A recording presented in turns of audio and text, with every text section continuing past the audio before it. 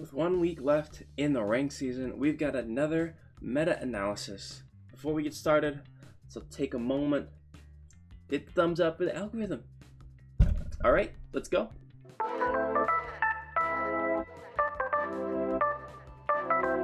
As you may know, we get all of this data for the meta-analysis from the feature matches.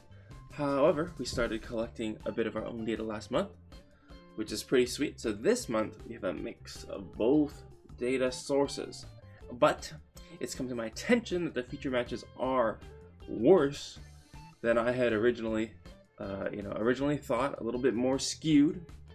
And this is going to be a shout out to Snow Woofers on the Reddit for kind of bringing up his opinion or his thoughts on the feature matches. And he thought they seem to focus a bit on longer games, especially the Nero deck that kind of draws out games a little bit.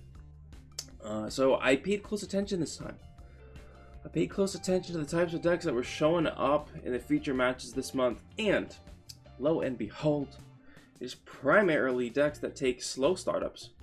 So like jail decks, which typically have slow startups, Sigma, Wesker, Dark Destruction, the Hey Nico Nero decks, which kind of slow install out the game and get a lot of value that way. So because of that, after this month, I'm gonna only go on community collected data. It's probably gonna be less data, especially at the start, but I think it's gonna be a lot better.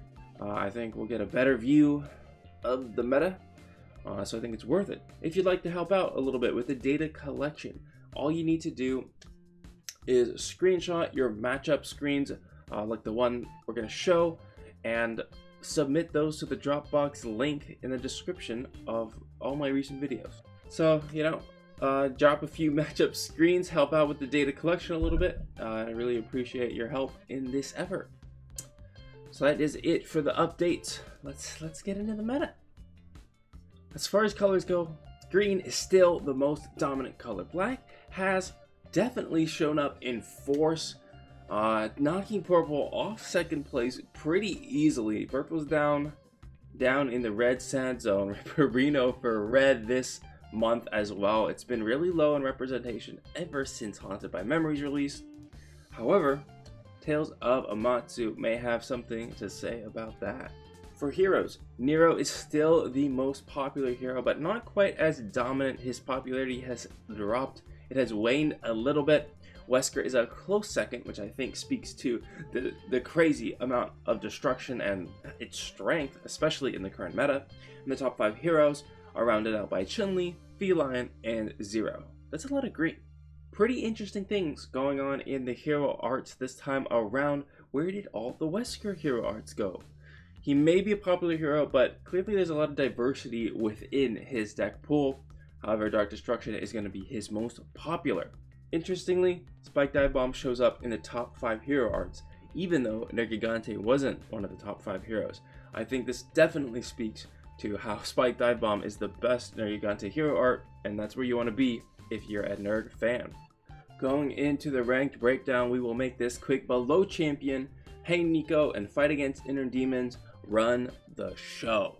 Be prepared to take them down, and for a little bit longer games as those decks tend to be.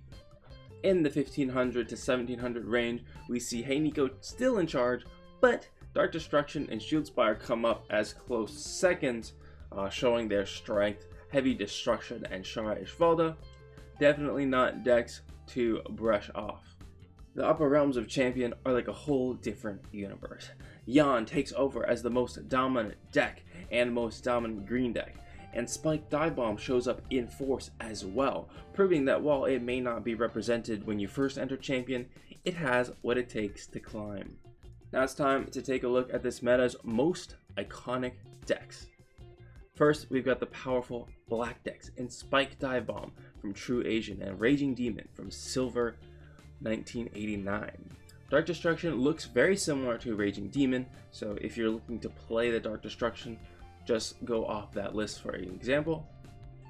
Next is the most dominant strategy for the most dominant color, Trinity Green in Yan and Hey Nico styles.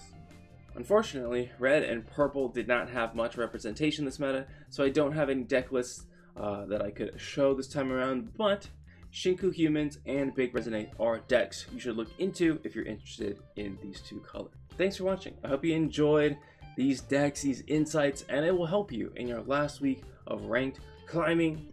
If you enjoyed this, make sure you subscribe so you can see the next one and all the deck profiles on the hottest and strongest decks.